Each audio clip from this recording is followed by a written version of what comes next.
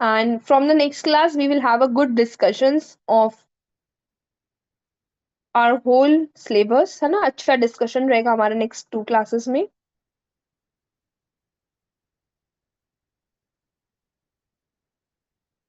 तो जो भी आपके डाउट्स क्लास के ड्यूरेशन में नहीं हो पाते हैं, वो सब हो जाएंगे वहां पे, है ना? ठीक है. थोड़ा सा लैपटॉप पता नहीं क्या हो गया अचानक से, लास्ट क्लास में भी बहुत इश्यूज आ गए ना, कई बार ग्लिच आ जाते हैं. That is not in our control at all. कई बार हो जाता है इश्यूज.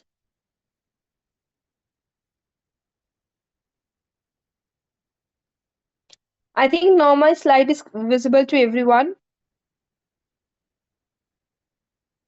Is it?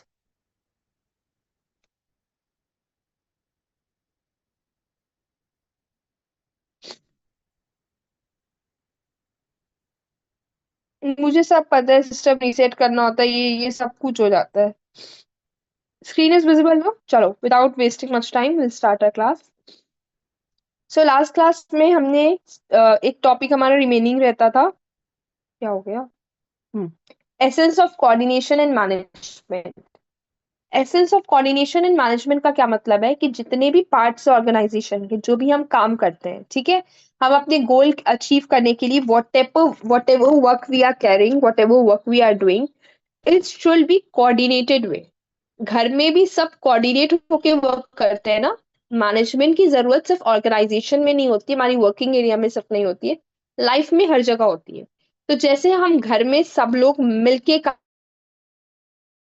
करके, जब कोई घर में फैमिली फंक्शंस होते हैं, शादी होती है, कैसे सब कोऑर्डिनेट करके अपने वर्क्स को डिवाइड कर लेते हैं, फिर हम सब कोऑर्डिनेटेड वे में वर्क करते हैं, right?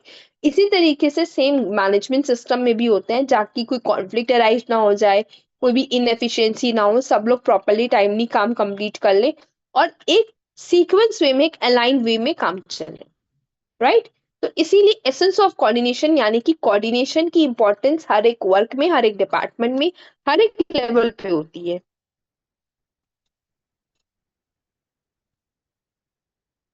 Okay. The first point is ensure organisation unity. सबसे पहले हमें इस चीज का श्योर करना है कि हमारे ऑर्गेनाइजेशन में यूनिटी रहे. हर कोई, every employee, senior, junior, every staff member, everyone who is a member of an organization should be in a united way. हर एक डिपार्टमेंट, हर एक इंडिविजुअल के शेयर्ड ऑब्जेक्टिव हो, सब कोऑर्डिनेटेड वे में वर्क करें एंड एक फ्लो में वर्क करें, एक अलाइन वे में, so that the results can be achieved in a positive way. ठीक है. एसेंस का क्या मतलब कि बिना without consideration, without coordination, different parts leading to confusion and conflict efforts. Coordinating ensures that everyone is on the same page and working towards common goal.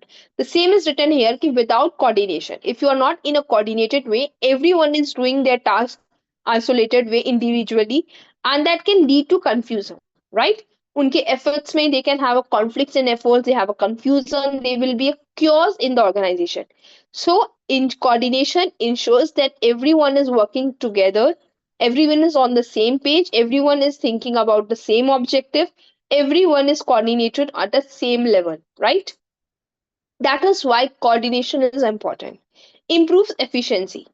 If individually everyone is working together, and it may create a duplication of work.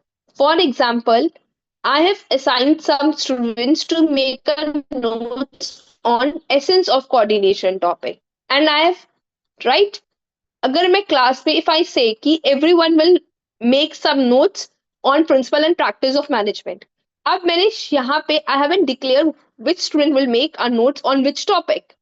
So it can be possible that many students have made the notes on planning only and rest topics are remaining. So it is important to declare, to tell everyone that what is your roles and responsibilities and who have to perform which task. जिससे क्या होता है, everyone is aware that person A is preparing on planning, person B is preparing on organizing, person C is preparing on controlling, person D is preparing on some other topic. So this is how it helps to improve your efficiency. Otherwise, If A and B both are preparing on planning, the efforts, time, everything, resource will be wasted, right? And duplication of work is done. So coordination helps that every employee working in any department, right, in their respective department, the duplication of work should be avoided. They should complete the task on time, and that will help them to use resources optimally, properly. Resources are utilized and higher productivity is there. Is this point clear to everyone? देखो, अगर सब लोग मिलके काम करेंगे, सबको पता होगा कौन क्या काम कर रहा है, तो इससे ना एक काम दो लोग नहीं करेंगे, दो लोग सेम काम करेंगे तो वर्क का लोड बढ़ेगा, वेस्टेज होगी, रिसोर्स वेस्ट होंगे, टाइम एफर्ट्स वेस्ट होंगे, रिजल्ट भी नहीं मिलेगा. बट अगर सबको सबके काम पता हो, कोऑर्डिनेटेड वे में काम करेंगे, तो किसी भी तरीके का प्रॉब्लम अराइज नहीं होगी और जो रिसोर्सेस है वो भी प्रॉपरली यूज हो जाएंगे. ठीक है. The point is clear to everyone. Next is prevent conflict and misunderstandings. Coordination से क्या होता है कि किसी भी तरीके की मिसअंडरस्टैंडिंग क्रिएट नहीं होती है. Cross check is also manage. बिल्कुल ऑब्वियसली क्रॉस चेक भी मैनेज हो जाता है. क्रॉस चेक कैसे, मतलब देखो, इट्स डिपेंड्स कि आपका वर्क कैसा है. आप बार बार, अभी तो सुपरवाइजर्स होते हैं जो क्रॉस चेक करते हैं, सुपरवाइज करते हैं कि हर कोई अपना काम अपने अकॉर्डिंग कर रहा है सही कि नहीं. Third point is prevent conflicts and misunderstandings. अगर प्रॉपर हर एक यूनिट में, हर एक ऑर्गेनाइजेशन में कोई भी प्रॉपर कोऑर्डिनेटेड वे में सब काम करेंगे, जिससे मिसअंडरस्टैंडिंग्स और कॉन्फ्लिक्ट्स कम होंगे. If you have a mindset clarification, team member में यूनाइटेड वे में काम करेंगे तो रिजल्ट विल बी बेस्ट. अब इंडियन क्रिकेट टीम जो वर्ल्ड कप जीत कर आई है, या नहीं भी कभी जीत रही, इट्स ओके, बट ऑलवेज एक टीम की तरह वर्क करते हैं ना, यूनाइटेड वे में. ऐसा नहीं है कि बुमराह ने बॉल डाली तो कोई कैच नहीं लेगा, या उसने बॉल नहीं. सब मिलके काम करते, फील्डर अपना रोल प्ले करते, बॉलर अपना रोल प्ले करते, catcher. My voice is breaking. Now is it clear? Wait, let me now switch off my video. Now my voice is clear to everyone.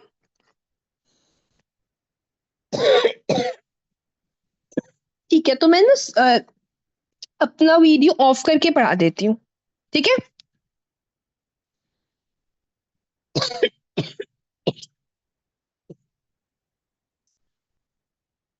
I don't think so अब कोई आएगा. Break होगी voice. अगर किसी का issue हो रहा है तो स्टूडेंट्स यू कैन ना रीस्टार्ट और रिफ्रेश योर सिस्टम. मतलब एक बार जूम लैब फिर से आप कर लो, क्लास को रिजॉइन, रिजॉल्व हो जाता है कई बार. So the fourth point is facilitate better decision making. जितनी क्लियर अंडरस्टैंडिंग होगी ऑर्गेनाइजेशन में, जितना क्लियर कम्युनिकेशन होगा, स्मूथली वर्क जितना चलेगा, उतनी ज्यादा अंडरस्टैंडिंग क्रिएट होगी और उतना ही बेस्ट डिसीजन होगा. ठीक है. Fifth point is enhance communication. See, enhance communication means कि देखो, effective coordination ensures that communication is streamlined, that all individuals or teams are informed of the organization's objective, priorities and changes. कि effective coordination से क्या है कि एक proper communication के through ही हम कोऑर्डिनेटेड रह सकते हैं. अगर मैं आप लोगों को बात करने की परमिशन ना दूं, एग्जांपल, हम एक ऑफलाइन क्लास में, नॉट इन ऑनलाइन क्लास, मैं एक ऑफलाइन क्लास ले रही हूँ, क्लास के अंदर प्रॉपर, और मैं आपको कम्युनिकेशन करने का अलाउ ना करूं आपस में, तो आपका जो बॉन्ड है वो बन पाएगा? नहीं बन पाएगा. तो अगर मुझे चाहिए कि मैं अपने स्टूडेंट्स को इस चीज को सिखाऊं कि how to improve their communication, how to enhance their skills, how to become a united in class, किस तरीके से उन्हें शेयरिंग केयरिंग सिखाऊं, तो उसके लिए मुझे अपनी प्रायोरिटीज और ऑब्जेक्टिव जो भी मैंने सेट किए अपने स्टूडेंट्स के लिए, उसके लिए मुझे कम्युनिकेशन को इनहांस करना बहुत जरूरी है. कम्युनिकेशन एक ऐसा मीडियम है which is required, is a skill which is required at every step of a life. Right. हम लाइफ में किसी भी स्टेज पर रहे, कम्युनिकेशन एक बहुत इंपॉर्टेंट रोल प्ले करता है. तो उसके लिए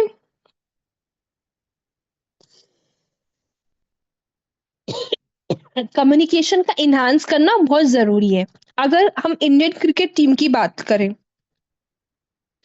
अगर उनके बीच आपस में इनफॉर्मल कम्युनिकेशन नहीं होगा, ठीक है, कम्युनिकेशन ना एक्यूरेट एक ओपन अप नहीं होगा, तो टीम कभी यूनाइटेड कोऑर्डिनेटेड वे में वर्क नहीं कर पाएगी, राइट? तो communication is a very important skill at every level. The sixth point is aligns goals and objective. Coordination ensures that the goals of various departments and teams align with the overall goals of the organization. कि आप जो भी coordinate कर रहे हो, ensure कर रहे हो कि हर डिपार्टमेंट का अपना गोल है। मार्केटिंग डिपार्टमेंट का अपना, एचआर डिपार्टमेंट के गोल्स अलग डिसाइड होंगे, सेल्स के अलग, परचेज के अलग, फाइनेंस के अलग। तो बट उन सबके गोल ना जो ऑर्गेनाइजेशन के ओवरऑल ऑब्जेक्टिव्स हैं उनके साथ अलाइन होंगे। जो ओवरऑल ऑब्जेक्टिव ऑर्गेनाइजेशन का डिसाइड हुआ है उस बेसिस पे सारे डिपार्टमेंट्स के जो गोल्स है वो आएंगे। They can work only in coordinated way when there goals are linked with the overall objective of the organization. First, overall objective of the organization is created. Then, accordingly, every department has its own goal, which is leading towards the organization goal, right? And then that's why coordination is required between the departments so that they can know the objectives, they can know that where we are lying and how are we aligning and leading towards our organization goal. Okay, is this three points are clear to everyone? Fourth, fifth, and sixth. These 3 points are clear to each and every one of you. If you have doubt, let me know. Should I explain in English any point? Let me know. If anyone wants that I should explain any point in English also.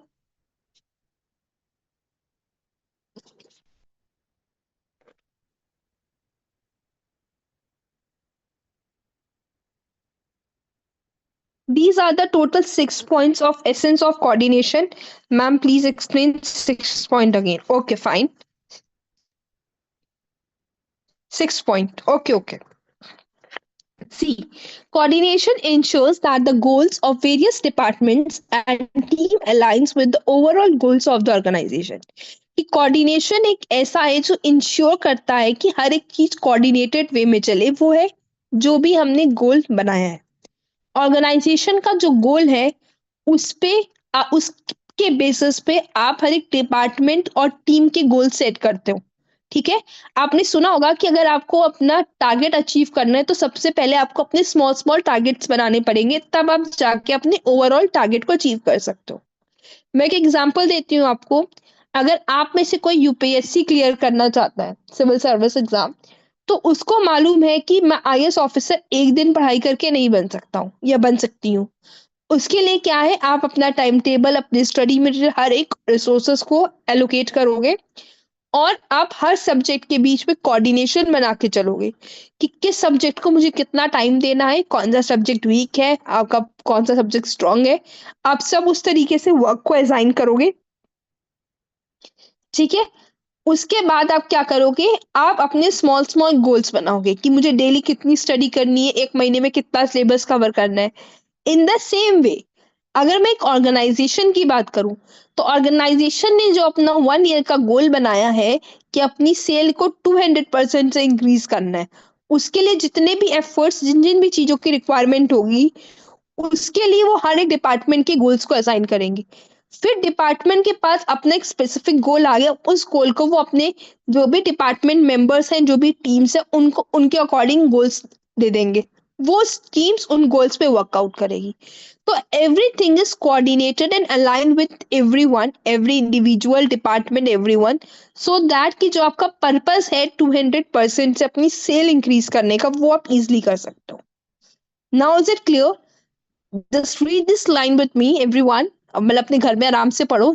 Just without coordination, departments may pursue their own objectives, which may not always align with the organization's broader goals.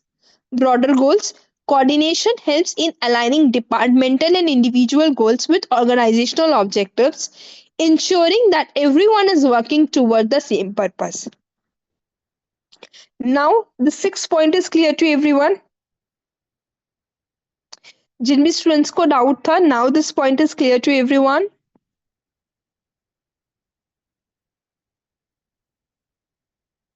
No one is having any doubt in the essence of coordination topic. देखो मैं तीनों slides दिखा दे रही हूँ. This is first slide. 1 minute read कर लो आप लोग सब. स्क्रीनशॉट लेना है तो ले लो, मतलब whatever you are doing, फटाफट देख लो. Next slide is this. These 3 points are clear to everyone. Okay. These 3 points are clear to everyone. So all the 6 point is clear to you all. Should I explain in English any point? Let me know.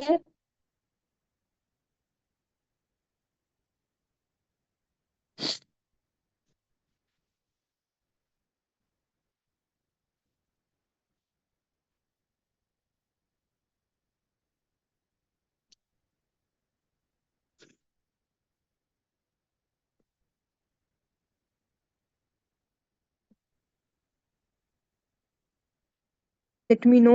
कहाँ पे लिखा हुआ है? Third from first point, third point. ये संजना दास जो आपने पूछा है, which is in the first slide. Okay okay, first slide में लिखा है. Okay.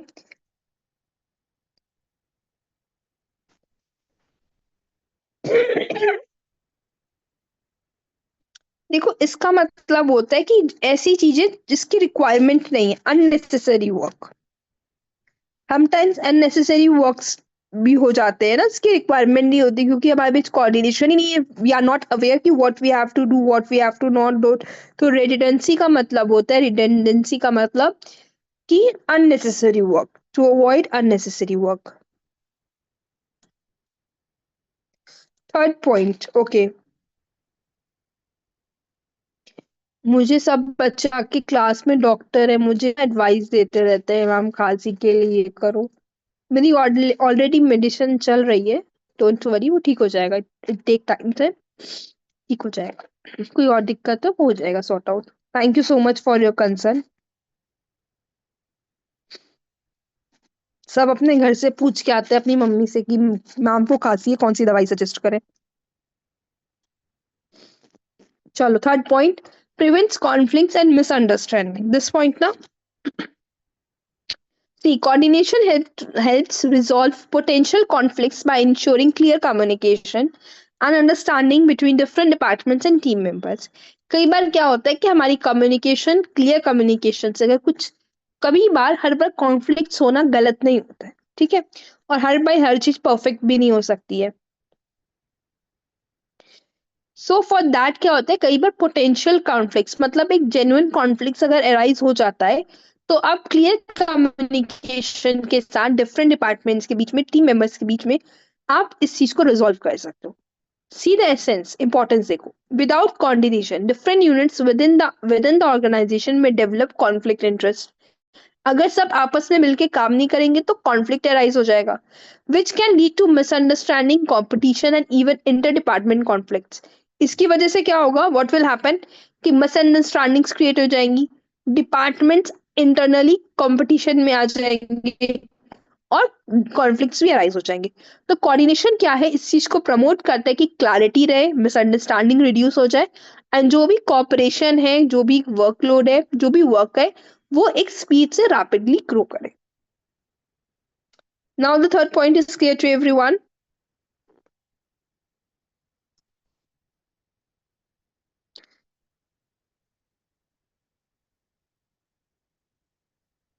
Basic control system and management. Control system and management is designed to ensure that an organization activities are in alignment with its goal and objective.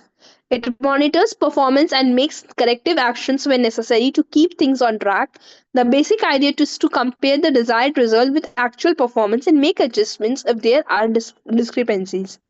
देखो basic control system का मतलब ये है कि organisation में जो भी एक्टिविटीज कैरी हो रही हैं, that should be align with goals and objective. तो सिंपल मतलब होता है कंट्रोल सिस्टम का कि वॉट एवर हमने स्टैंडर्ड्स जो डिसाइड किए हैं, उसको कंपेयर करना एक्चुअल परफॉर्मेंस से, एंड कोई भी डिस्क्रिपेंसीज है तो उनको रिजॉल्व करना. तो सबसे पहले होते हैं सेट गोल्स एंड स्टैंडर्ड्स.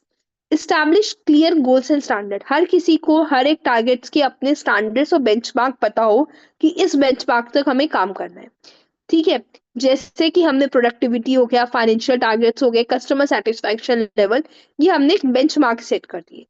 अब क्या होगा, सेकंड, हम अपनी परफॉर्मेंस को मेजर करेंगे, अपनी आई मीन कि जो भी सुपरवाइजर्स है वो एम्प्लॉयज की परफॉर्मेंस को मेजर करेंगे। ठीक है, अब एक्चुअल परफॉर्मेंस का जो कंपैरिजन होगा उसके लिए की परफॉर्मेंस इंडिकेटर्स होते हैं। कुछ इंडिकेटर्स होते हैं जिनके बेसिस पे हम उनकी परफॉर्मेंस को मेजर करते हैं। ठीक है, नंबर्स देते हैं। हमने एचआरएम अगर सब्जेक्ट आपने पढ़ा है कभी, तो उसमें आपने ह्यूमन रिसोर्स मैनेजमेंट में टॉपिक पढ़ा होगा परफॉर्मेंस अप्रेजल, कि जो भी अप्रेजल एम्प्लॉयज को मिलता है वो उनकी परफॉर्मेंस के बेसिस पे मिलता है। तो उसके काफी इंडिकेटर्स होते हैं, मेथड्स होते हैं जिनके बेसिस में एम्प्लॉयज की परफॉर्मेंस को इवेलुएट किया जाता है। ठीक है, आफ्टर दैट थर्ड पॉइंट, आपने उनके जो की परफॉर्मेंस इंडिकेटर्स को फिल कर दिया। अब आप कंपेयर कर रहे हो जो भी स्टैंडर्ड सेट किए थे और जो एक्चुअल परफॉर्मेंस आई है, उनका कंपैरिजन करोगे। ओके, उसके बाद अगर आपको दिखता है कि कोई एक्शन लेने की जरूरत है, कहीं पे कोई प्रॉब्लम अराइज हुई है, कुछ स्ट्रैटेजीज में चेंज करना है, या रिसोर्सेज ज्यादा प्रोवाइड करने पड़ेंगे, या कोई भी तरीके का changes if required, you will just make a corrective actions. Fifth point, that is feedback loop, जहां पे आप इंश्योर करोगे कि जो भी चेंजेस हुए हैं वो एक इंटीग्रेटेड वे में हुए, करेक्ट वे में हुए, प्रॉपरली हुए, और कंटिन्यूस बेसिस में डेटा को एनालाइज करोगे, ताकि जो भी कंट्रोल सिस्टम हेल्प कर रहा है इनको, वो फ्यूचर डेविएशंस में और इम्प्रूवमेंट कर सके इन चीजों पे। ठीक है, जो भी डेविएशंस यानी कि प्रॉब्लम्स अराइज होंगी फ्यूचर में, उनको प्रिवेंट करके इम्प्रूवमेंट्स ला सके, ताकि फ्यूचर में सेम इश्यूज ना अराइज हो। These all 5 points are clear to everyone. Basic control system in management. It is important. ये topic आपको ऐसे भी पूछा जाता है, what is the process of controlling? Exam में they can ask you in the form of process of controlling. तो ये मत बोलना टीचर ने पढ़ाया नहीं, this is the only process of controlling. और basic control system के components are same है. Okay? Is this point topic is clear to everyone? Deviations का मतलब है कि जो एनालाइज करना कि कौन कौन सी चीजों की वजह से ये प्रॉब्लम्स अराइज हुई हैं, ताकि हम इसको इम्प्रूवमेंट कर सकें। रीजन जानना कि डेविएशंस के क्या क्या है, किस रीजन। आपको पूरी क्लास देखने को रिकॉर्डिंग में मिलेगी, स्लाइड्स तो होंगी ना बच्चा। So all this points are clear to everyone. Deviation limitation है, या मतलब जो भी, मान लो आपने कैसे एग्जांपल दूं इसका। ओके फाइन, आपको एग्जांपल देती हूँ कि मैंने आपको एक क्वेश्चन सॉल्व करने के दिया, और मैंने आपका बेंचमार्क सेट किया कि सब लोगों के 50 मार्क्स आने चाहिए।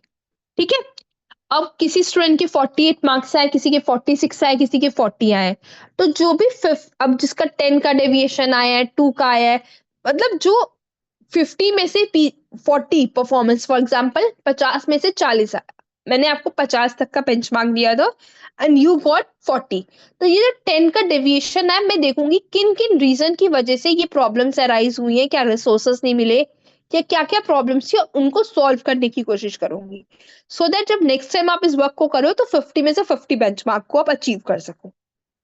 Now is it clear to everyone?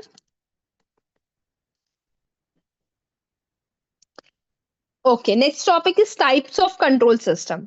तो दो तरीके से कंट्रोल कर सकते हैं, open loop control and closed loop control. Open loop control. The system operates without feedback. Once actions are initiated, there is no further monitoring of the outcomes. It works best when external conditions are predictable and stable. देखो, open loop control होता है जहां पे आपको feedback नहीं मिलता।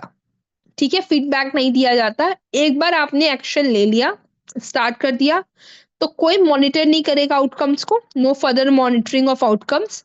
जो भी आया है एक्सटर्नल कंडीशन से, उसको बेस्ट मान के प्रिडिक्ट करके आगे काम करते हैं, तो कोई भी फीडबैक कंट्रोल नहीं होता यहाँ पे। क्लोज लूप कंट्रोल में, इसे हम फीडबैक कंट्रोल कहते हैं, जहां पे the system consistently monitors the outputs and make adjustment as needed. यहाँ पे आप क्या करते हो, आप सिस्टम को जो भी वर्क है उसको टाइम टू टाइम मॉनिटर करते रहते हो, ताकि अगर आपको कोई भी एडजस्टमेंट की जरूरत है, कोई भी एक्शंस लेने हैं, तो आप राइट टाइम पे मतलब corrective actions time to time लेते रहो, ताकि जो भी चेंजेस आ रहे हैं इन्वायरमेंट में, it is more dynamic and responsive to changes in environment. क्योंकि आपको मालूम है इन्वायरमेंट में ये सिनेरियो चेंज हो रहा है, मार्केट की कंडीशन चेंज हो रही है, तो आप अपने वर्क में भी वो चेंजेस लेकर आते रहते हो। तो आप टाइम टू टाइम जब सुपरवाइज करते हो, मॉनिटर करते हो, तो आप क्या करते हो, एडजस्टमेंट्स लेकर आते हो। तो ये क्लोज लूप कंट्रोल हो गया। ओपन लूप कंट्रोल में क्या है कि आप कंडीशंस के हिसाब से काम नहीं कर रहे एक्सटर्नल कंडीशन से। It works best when external conditions are predictable. अब आपको मालूम है कि फ्यूचर में सिर्फ यही कंडीशंस हो सकती हैं, और आपको ऑलरेडी पता था, तो आप काम करते रहे, इसीलिए आपने सुपरवाइज नहीं किया काम को। Is this two points are clear to everyone?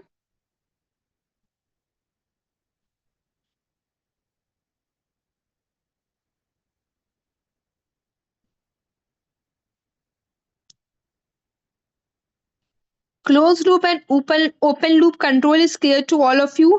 Should I explain in English also? Yeah, is it clear to everyone?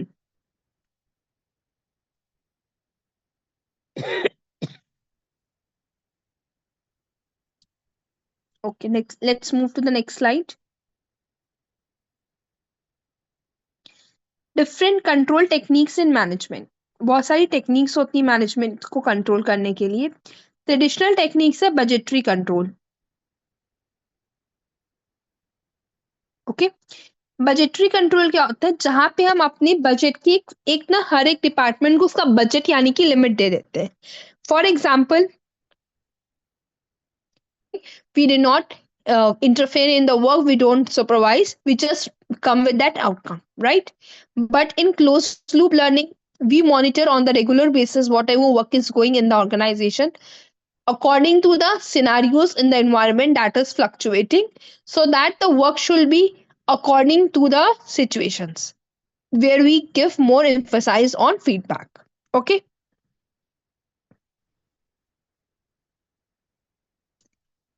the traditional control techniques, budgetary control. Every department, project, or operations are assigned with some budget, financial limits, and they have to fulfill the targets according to the given financial budget. ठीक है, setting financial limits or targets for departments, projects, or operations, and comparing actual expenditures and income to those targets. Variances from the budget and analyzed, and corrective actions are taken if needed. For example, we have given a budget of 1 crore to marketing department. Okay, when the final outcome came, the budget is extended to 1.5 crore. Now we analyze the variances. Variance is the difference between actual and standard. What we have given them limit 1 crore, and they have spent 1.5 crore. So now we have to find the reasons why zero point 0.5 crore is spent more, why, and we analyze, and if there is a requirement of taking any corrective actions, then we take. Okay, the next is standard costing, that is a predetermined cost of production and operations.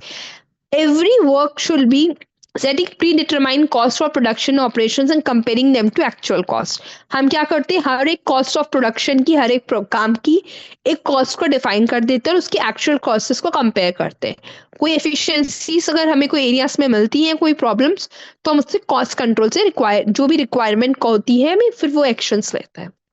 Next is performance appraisal, जहां पे हमने जो employees की performance का एक standard set कर दिया है, तो अब उसके सेट स्टैंडर्ड जो भी परफॉर्मेंस का है उससे कंपेयर करते हैं क्वांटिटेटिवली। मतलब डिफरेंट मेथड्स होते हैं, मैंने अभी बताया था कि बहुत सारे मेथड्स होते हैं, और ये हम एचआरएम में पढ़ते हैं, ह्यूमन रिसोर्स मैनेजमेंट में।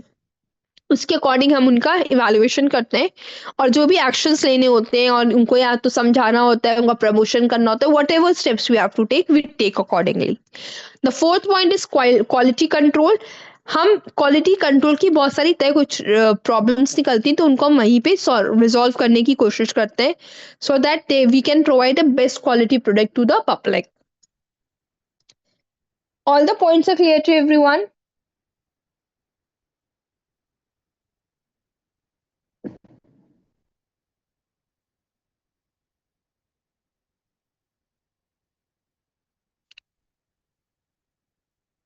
Is all the points are clear to everyone?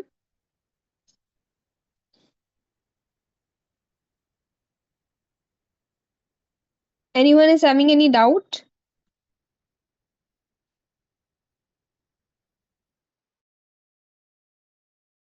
Point? Ma'am, third point is not clear. What is third?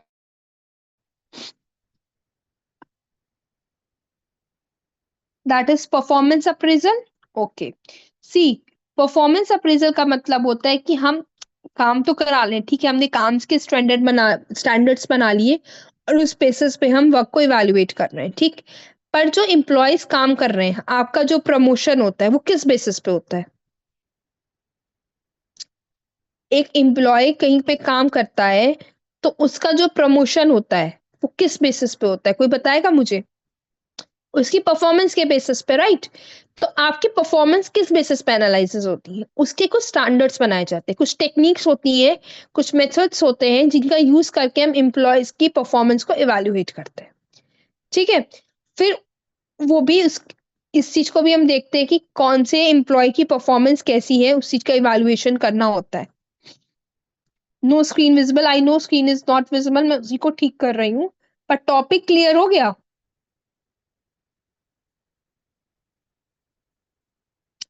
जिसको थर्ड पॉइंट नहीं समझ आया था उसको समझ में आ गया? सेकेंड वन में क्या था? सेकेंड था आपका स्टैंडर्ड कॉस्टिंग। आप क्या करते हो, जो भी प्रोडक्ट बना रहे हो, फॉर एग्जांपल आपकी फैक्ट्री है पेंसिल की, तो एक पेंसिल को बनाने के लिए जो कॉस्ट लगती है उसका एक स्टैंडर्ड सेट कर दिया आपने कि एक पेंसिल मेरी 2 रुपए में बनेगी, ठीक है, स्टैंडर्ड बना दिया। अब जब आपने काम किया तो आपने देखा कि 1.5 रुपीज में ही बन गई। आप क्या करोगे, जो 0.5 का डिफरेंस आया आप उसका कंपैरिजन करोगे, देखोगे ऐसा तो नहीं है कि 0.5 पैसा तो कम लगा पर कहीं क्वालिटी में कॉम्प्रोमाइज तो नहीं हो गया, ठीक है। तो इस चीज को भी आप एनालाइज करते हो। हर बार जरूरी नहीं है कि पैसा ज्यादा लगेगा तभी एनालाइज करोगे, कम लगेगा तो भी एनालाइज करके देखोगे ये रीजंस क्या है, कम कैसा लग गया। क्वालिटी कॉम्प्रोमाइज सबसे बड़ा रीजन हो जाता है। ये सिक्स सिग्मा इज नथिंग, ये एक टेक्निक है, इसके आपको इसका डिटेल में जाने की जरूरत नहीं है, जस्ट फॉर नॉलेज उसको पढ़ लेना। फिर है मॉडर्न कंट्रोल टेक्निक्स, जिसमें MIS आता है, मैनेजमेंट इंफॉर्मेशन सिस्टम। हम टेक्नोलॉजी का यूज करते हैं, आज के टाइम में बहुत टेक्नोलॉजी फ्रेंडली है, तो हम टेक्नोलॉजी से कलेक्ट करते हैं, प्रोसेस करते हैं जो भी परफॉर्मेंस रिलेटेड डेटा होता है। मैनेजर्स को अलाउ होता है कि वो मॉनिटर करे सारे रियल टाइम ऑपरेशंस को, जो भी डेटा उन्होंने ड्राइव किया है उसमें से वो डिसीजंस लेते हैं, ठीक है।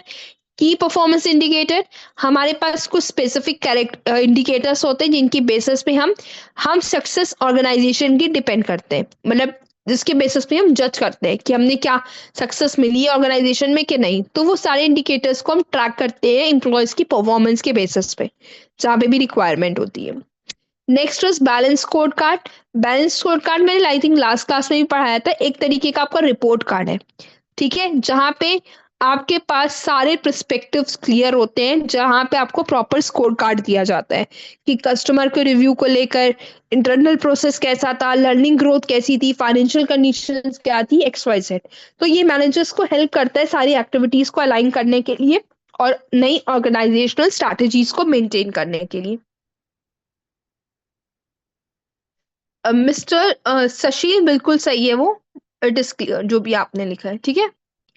Next is activity based costing. Activity based costing क्या होती है कि आप हर एक एक्टिव एक पेंसिल को बनाने के लिए आपको 4 मशीन्स यूज करनी है, ठीक है। एग्जाम्पल दे रही हूँ, आपकी फैक्ट्री है पेंसिल की, आपको एक पेंसिल बनाने के लिए 4 मशीन्स का यूज करना पड़ता है।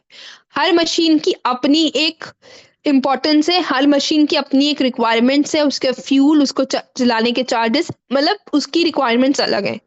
तो आप क्या करते हो, जब फर्स्ट मशीन में आपने पेंसिल बनाने का प्रोसेस स्टार्ट किया तो क्या कॉस्टिंग आई, फिर जब वो बी मशीन में डाला गया तो क्या कॉस्टिंग आएगी, फिर आपने जब उसको सी मशीन में डाला तो क्या कॉस्टिंग आएगी,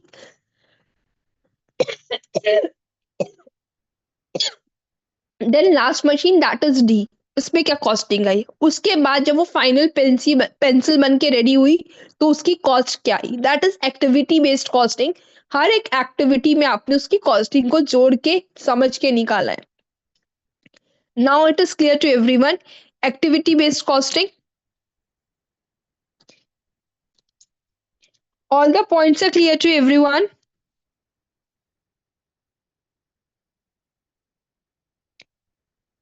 Anyone is having any doubt?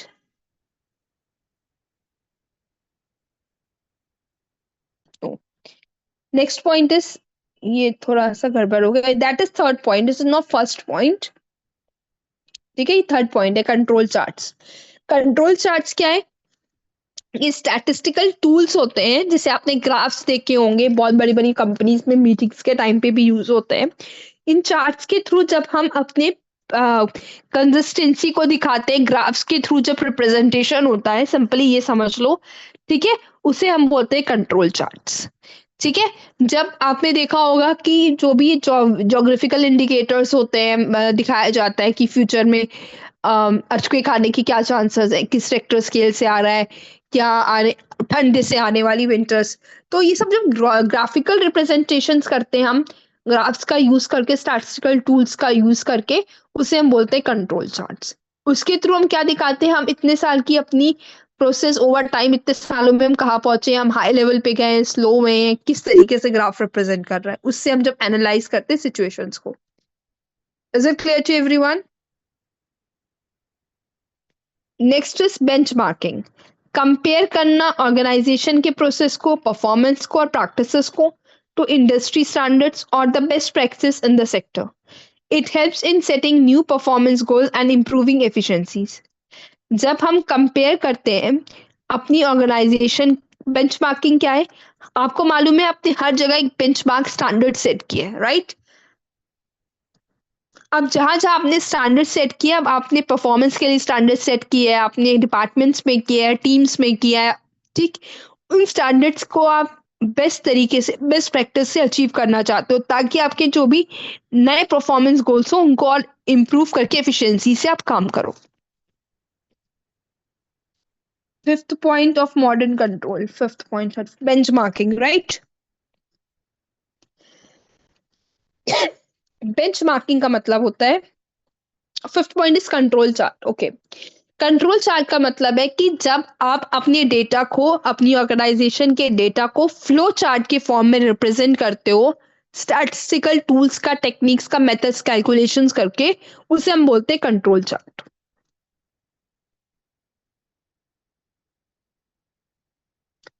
All the 5 points are clear, 6 points are clear to everyone. All the 6 points are clear to everyone. If not, let me please chat box में point number लिख देना।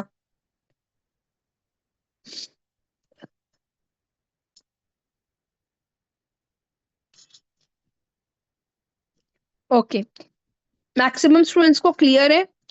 जिसके doubts आज की class में नहीं होंगे उनको हम नेक्स्ट क्लास में लेंगे, that is totally dedicated for doubt clearing. तो आप अपनी फर्स्ट 5 यूनिट्स को पढ़ के आना, मैं समरी लेकर आऊंगी, ठीक है, प्लस आपके डाउट्स लूंगी। तो फर्स्ट 5 क्लासेस को अच्छे से रिवाइज करके आना, क्योंकि जब तक रिवाइज नहीं करोगे तो डाउट्स भी क्लियर नहीं होंगे, डाउट्स आएंगे भी नहीं, दोनों चीजें हैं। यस, नेक्स्ट लेक्चर में जो आपका नेक्स्ट वीक होगा। Next is behavioral control. Direct supervisor. Managers oversees operations directly and provide guidance. This technique ensures that employees' activities are aligned with organizational goals. देखो, behavioral control में क्या होता है कि जो आपके मैनेजर्स होते हैं वो आपके बिहेवियर को भी जज करते हैं। वो सिर्फ ये नहीं देखते कि आप ऑफिस आ गए, बैठ के 8 घंटे काम किया और चले गए, नहीं, वो देखते हैं आपका बिहेवियर क्या है, आपका एटीट्यूड क्या, आपकी वैल्यूज क्या है towards organisation, towards your behaviour, towards your work. तो उस चीज पे भी आपका क्या होता है, प्रॉपर ओवरसी किया जाता है, आपको सुपरवाइज किया जाता है, आपको नोटिस किया जाता है। तो मैनेजर्स इस चीज को डायरेक्टली ऑब्जर्व करते हैं, उनको गाइडेंस देते हैं जहाँ पे वो गलत होते हैं, और टेक्निक्स का यूज करते हैं ताकि एम्प्लॉय अपनी एक्टिविटीज को और ज्यादा अच्छे से परफॉर्म करके अलाइन कर सके ऑर्गेनाइजेशन के गोल के लिए। The next one is self control. Next is self control और सेल्फ मैनेजमेंट। इंकरेजिंग करना एम्प्लॉय को कि वो खुद अपने काम को मैनेज करे, अपने खुद डिसीजंस ले और गाइड करे ऑर्गेनाइजेशन के गाइडलाइंस, जो भी ऑर्गेनाइजेशन की पॉलिसीज हैं उनको फॉलो करके। इससे क्या होता है कि एम्प्लॉयज के अंदर खुद अकाउंटेबिलिटी एंड रिस्पॉन्सिबिलिटी आती है, वो खुद मोटिवेट होके काम करता है। ठीक है, these 2 points are clear to everyone. Behavioral approach is clear to everyone.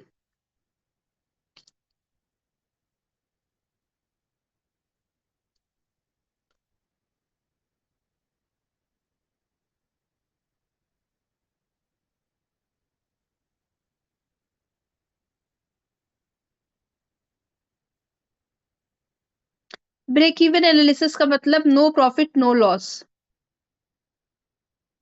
और ब्रेक इवन कहाँ पे लिखा हुआ है? Where it is written? मुझे तो नहीं दिख रहा। लेट मी सी।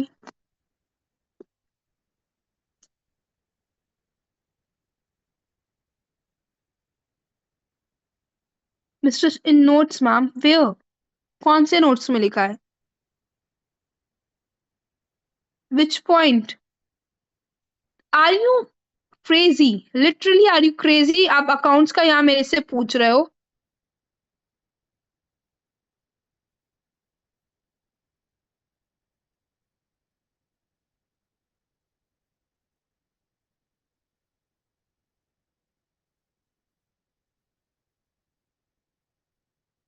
ब्रेक इवन का मतलब होता है नो प्रॉफिट नो एनालिसिस।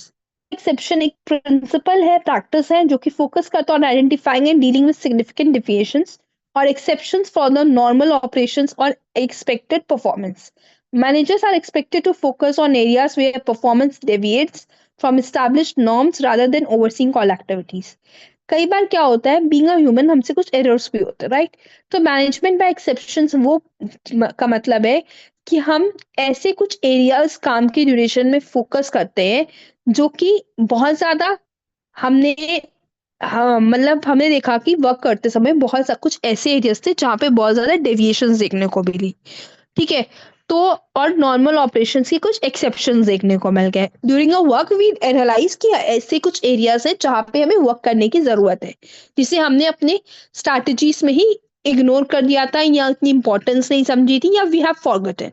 तो हम क्या करते हैं, उन एक्टिविटीज से एक्सेप्शनल केसेस के लिए हम कुछ एरियाज पे फोकस करना स्टार्ट कर देते हैं, उन एक्टिविटीज पे वर्कआउट करते हैं ताकि इन फ्यूचर में वो एक्टिविटीज ना carry.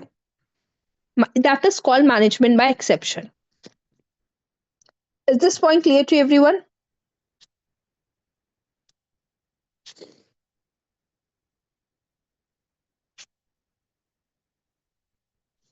Is this point clear to everyone? Deviations के साथ जब हम कंट्रोलिंग में पढ़ते हैं ना कि एक्चुअल स्टैंडर्ड परफॉर्मेंस के बीच डेविएशंस आ गए, कुछ प्रॉब्लम्स आ गए, कुछ ऐसे अनएक्सपेक्टेड आ जाते हैं, तो हमारी एक्सेप्शंस हो जाती हैं। वो जो हमने रूल्स बनाए हैं, पॉलिसीज बनाए, उनका एक्सेप्शंस हो गई।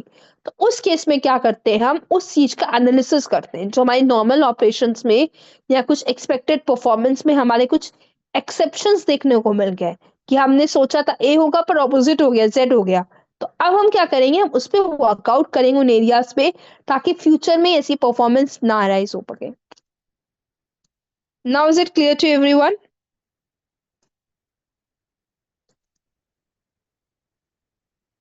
एग्जाम्पल एग्जाम्पल मैंने आप लोग को एक 14 प्रिंसिपल्स और बताया होगा हेनरी फ्योल का, जिसमें एक होता है यूनिटी ऑफ कमांड।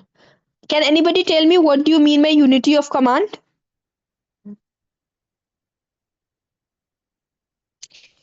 कि एक एम्प्लॉय एक बॉस से ऑर्डर लेगा, ठीक है, बट हमने क्या कई बार ऐसी सिनेरियो होती है कि हम एक प्रोजेक्ट पे दो बॉस से ऑर्डर्स ले रहे होते हैं। तो ये क्या है, एक तरीके के एक्सेप्शंस है। तो ऐसी सिचुएशंस क्यों अराइज हुई कि हमें दो बॉस से लेना पड़ा, तो हम उस पर वर्कआउट करते हैं। Command given by only one boss. ठीक है, तो this is all about today's class and students today. ठीक है,